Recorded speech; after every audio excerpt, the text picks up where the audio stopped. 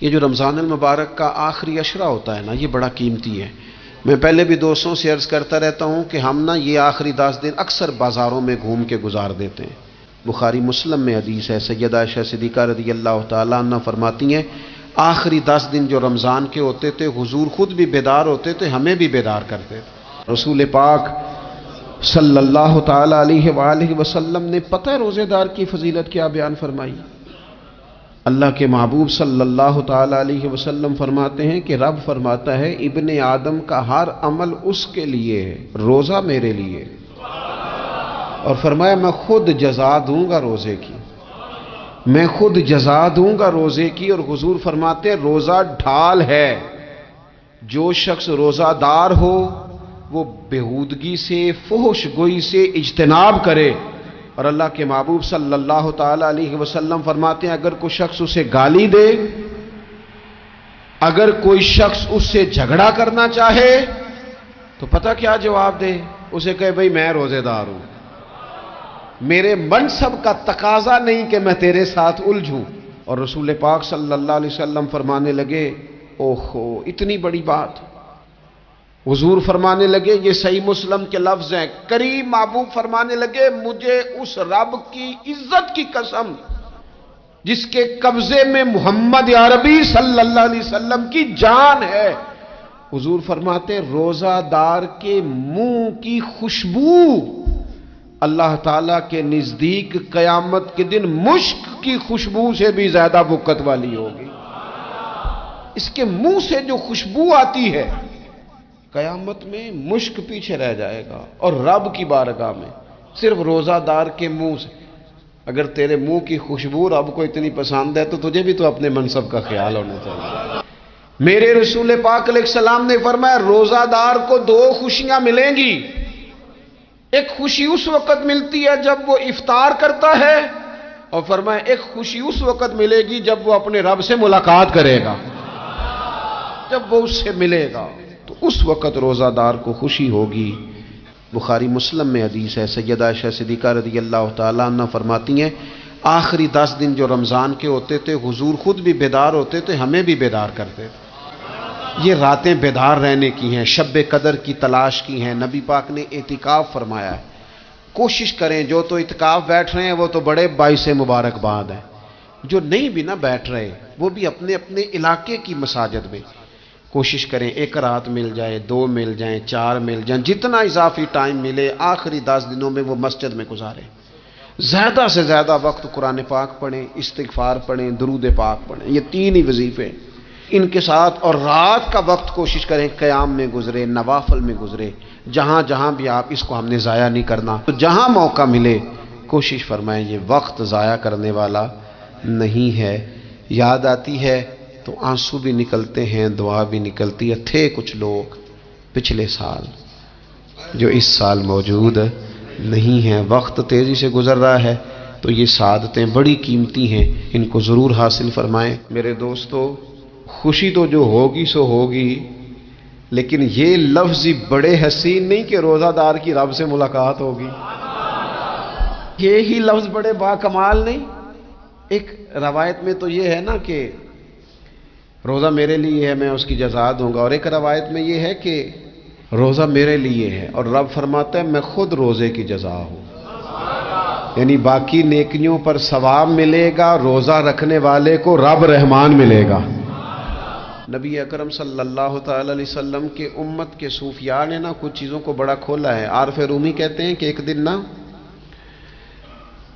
محمود غزنوی نے خزانوں کے دروازے کھول دیے اور فرمایا بھئی میں نے آج ہر چیز کھول دی ہے، جو جس چیز پہ ہاتھ رکھے گا وہ اسی کی ہو جائے گی۔ لوگ دوڑے، کوئی سونے کی طرف، کوئی چاندی کی طرف، کوئی جائیدادوں کی طرف، کوئی خزانے کی کنجیوں کی طرف، کوئی بڑے بہترین گھوڑے اور اونٹوں کی طرف، لوگ دوڑ گئے، جو جس پہ ہاتھ رکھے گا اسی کا۔ سب بھاگ گئے، ایاز بیٹھا ہے، نہ وہ حسن میں رہی شوخیاں، نہ وہ عشق میں رہی گرمیاں، نہ وہ غزنوی میں تڑپ رہی، نہ وہ خم ہے زلف ایاز میں، وہ لذتیں کہاں۔ ایاز چپ کر کے بیٹھا ہے۔ پھر محمود نے ایاز کی طرف مخاطب کر کے کہا ایاز اٹھنا نہیں، آج لوٹ سیل لگ گئی ہے، جو جس چیز پہ ہاتھ رکھے گا اسی کی۔ ایاز کہنے لگا بات پکی ہے نا؟ تو محمود خوش تھے، موڈ بڑا اچھا تھا، کہا بالکل پکی ہے۔ تو ایاز کہنے لگے چلو ٹھیک ہے۔ ایاز اٹھے پیچھے سے جا کے نا تو محمود کے کندھے پہ ہاتھ رکھ دیا، محمود کے کندھے پہ ہاتھ رکھا۔ محمود کہنے لگے یہ کیا بات کا، آپ سے میں نے پوچھا تھا بات پکی ہے، جو جس پہ ہاتھ رکھے گا اسی کا نا۔ تو تھوڑی دیر پہلے مسکراتے چہروں میں آنسو آ گئے، ایاز بھی روئے تو محمود بھی روئے۔ کہا بادشاہ پکا رہنا، وہ جن کو خزانے چاہیے تھے وہ دوڑ گئے، مجھے تو چاہیے۔ لنگ کئی مہینے تے برس گئے تے تیری دید نو دیدے ترس گئے، تیری تو ملے گا۔ تو پھر کہا محمود نے، اس نے کہا میں وعدہ کر چکا تھا، بس ٹھیک ہے، باقیوں کے خزانے اور میں تیرا طے ہو گئی۔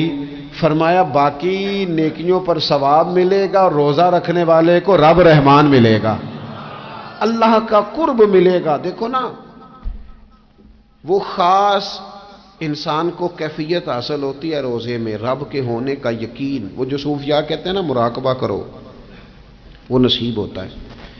یعنی کسی کو کیا پتا ہے اس کا روزہ ہے کہ نہیں، اکیلا ہے نا گھر میں، فریزر بھرا ہوا ہے، نہیں نہ کھاتا، کیوں؟ اسے پتا ہے میرا رب میرے ساتھ ہے، میرا رب مجھے دیکھ رہا ہے۔ بس یہ تصور توحید پکا ہو جاتا ہے رمضان، تو پھر اللہ تبارک و تعالیٰ کی بھی خاص رحمت اور کوئی خاص ہی اعزاز۔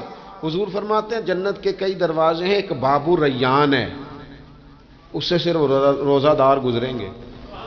آواز ہوگا روزے والے آ جاؤ، وہ آ جائیں گے، فرمایا اس خاص دروازے سے گزرو، جب گزر جائیں گے تو فرمایا بند کر دو بھئی، اور کوئی نہیں گزرے گا یہاں سے، دروازہ ہی مخصوص ہے، ان کا اعزاز ہی ذرا زیادہ ہے۔ تو میرے عزیز رمضان شریف کے اندر وہ منصب کا بس خیال رکھیں کہ میں روزہ دار ہوں، اس احتیاط کے ساتھ۔ اور دوسری جو رمضان کی چند عبادات ہیں نا، سب سے پہلی تو میں عرض کروں گا تراویح کے حوالے سے۔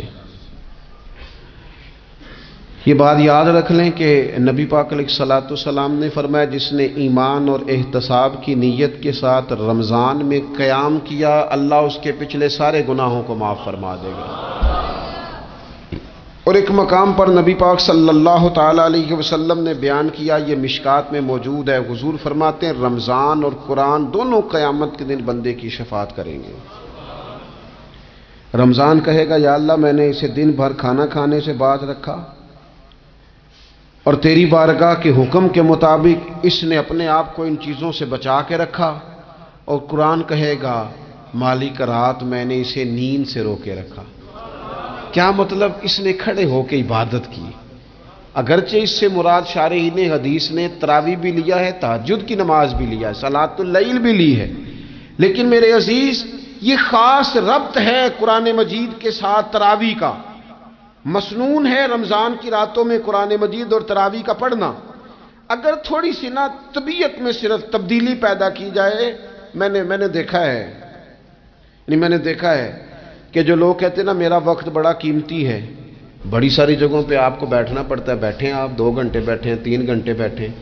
میں نے دیکھا ہے لوگ جاتے ہیں کسی دفتر میں تو رات کو ہی چلے جاتے ہیں اس علاقے میں، کھڑے ہیں، پاسپورٹ کے دفتر کھڑے ہیں، شناختی کارڈ کے دفتر کھڑے ہیں، امیگریشن کی لائنوں میں کھڑے ہیں۔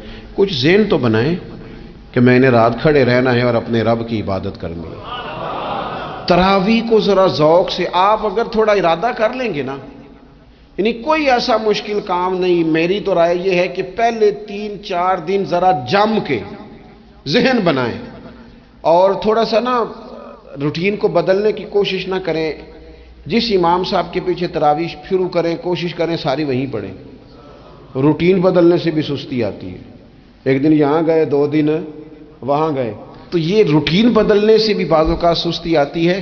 کوشش کریں ایک جگہ پہ قرآن شریف سننا شروع کریں اور پھر پورا قرآن مجید وہیں پہ سنیں، اور تھوڑا ذہن بنائیں۔ میں نے دیکھا ہے ہمارے استاد صاحب اس طرح کیا کرتے تھے کہ بہت تھوڑا کھانا افطاری کے وقت، تھوڑا، اور ان سے کہا جاتا آپ بزرگ آدمی ہیں، اتنا کم کھانا کیسے نظام چلے گا؟ تو فرماتے تھے میں 1 چپاتی اور آدھی چپاتی کھا لوں گا لیکن تراویح کے بعد، اب اگر زیادہ کھانا کھاؤں گا تو طبیعت میں سستی آئے گی، میرے لیے کھڑا ہونا مشکل ہو جائے، سادہ سا کھانے کے ساتھ افطاری کی جائے گی۔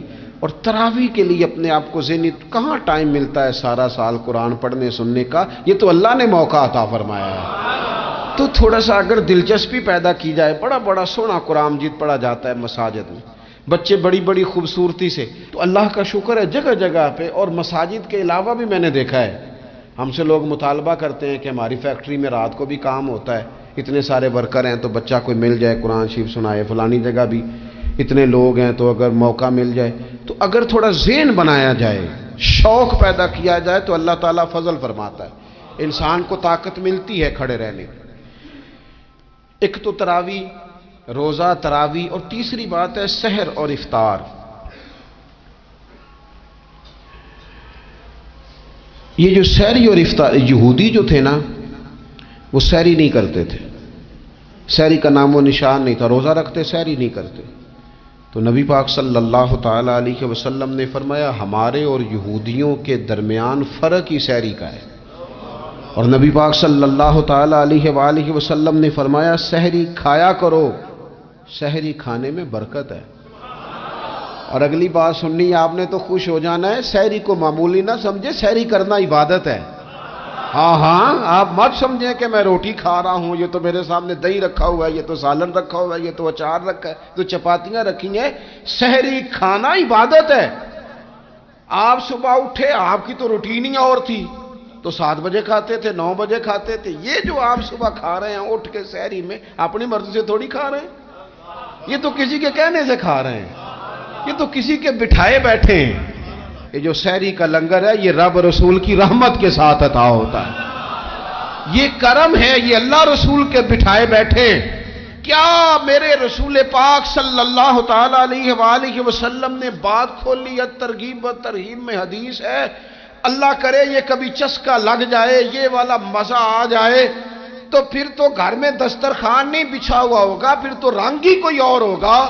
حضور فرماتے اللہ تعالی اور اس کے فرشتے سحری کھانے والوں پر رحمتوں کا نزول فرماتے ہیں۔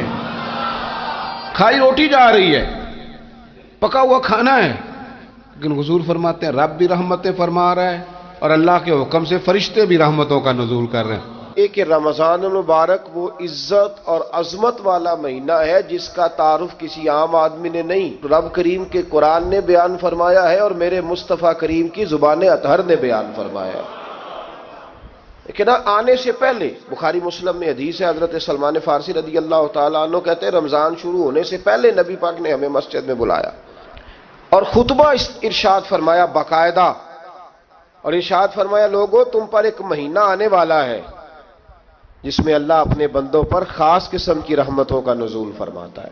خود رسول پاک نے ہمیں کس قدر زیادہ اس مہینے کا اکرام کرنا ہے اور کس قدر زیادہ اس کو اہمیت دینی ہے اور کس قدر زیادہ ہمارے لیے وہ باعث عظمت ہے کہ جس مہینے کے فضائل خود رسول پاک علیہ السلام نے بیان فرمائے، اور نبی پاک صلی اللہ علیہ وسلم نے فرمایا کہ اس مہینے میں تم نفل پڑھو گے تو اللہ فرض کے برابر ثواب عطا فرمائے۔ حضرت انس بن مالک رضی اللہ تعالیٰ عنہ فرماتے ہیں جب نبی پاک علیہ السلام نے رمضان کی شان بیان کی تو صحابہ کا یہ مزاج بن گیا کہ وہ اپنے سارے کام رمضان سے پہلے سمیٹ لیتے تھے، رمضان شریف سے پہلے سارے کام سمیٹ لیتے، لینے دینے کے معاملات صاف کر لیتے، خریداری ہو جاتی، گھر کے اندر کوئی کام کرانا ہوتا تو وہ رمضان سے قبل کرا لیتے، یکم رمضان کو وہ مسجدوں میں ڈیرے لگا لیا کرتے، وہ کہتے تھے نیکیاں جمع کرنے کے ایام۔